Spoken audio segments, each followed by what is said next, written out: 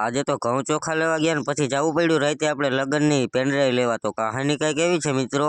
તો હવડાયરા ને જય માતાજી, જય શ્રી રામ, ગુડ મોર્નિંગ મિત્રો. આપણે બેઠા હતા મિત્રો પાધેર. આ થઈ ગયું તો મિત્રો કાંડ. આ ટ્રક વાળા ભાઈ હે ને ડોયડું તોડી નાખ્યું હતું મિત્રો. અને આપણા ગામમાં હે ને મિત્રો એક સાઈડ નો રોડ બની ગયો હે ને એક સાઈડ નો રોડ બનવાનો બાકી છે. ભાગી રહ્યા હતા મિત્રો 11 ને પછી તમારો ભાઈ નીકળી ગયો તો ભાઈબંધ ની વાડીએ. કારણ કે મિત્રો ભાઈબંધે કરી નાખ્યું હતું મસ્તીનું કાંડ. આ તો જોવો મિત્રો ભાઈબંધે પાડ્યો તો પોપટ ઘરે. અને તમારો ભાઈ આવ્યો હતો ભાઈબંધ ને સોળા ને એવું વગેરે વગેરે દેવા. અને બીજું ન કહેવાય ને મિત્રો. પછી તમારો ભાઈ ભાઈબંધ ની થોડી ઘણી મીટિંગ લઈને નીકળી ગયો મિત્રો ઘરે જવા તરફ. કારણ કે હવે જવાનું હોય આપણે ઘઉં ચોખા લેવા. ઘરે આવી ગયો મિત્રો ને બીજી ગાડી લઈ લીધી અને ભેગા ભેગા બાચકા પણ લઈ લીધા. પછી આવી ગયો તમારો ભાઈ તલંગણા. કારણ કે તલંગણા જ ઘઉં ચોખા મળે મિત્રો. ઘઉં ચોખા લઈને તમારો ભાઈ આવી ગયો તો મિત્રો ઘરે. અને વિડીયો નતો ઉતાર્યો કારણ કે આગળ વિડીયો ઉતારે એમ જલાય એમ નતું એટલા માટે.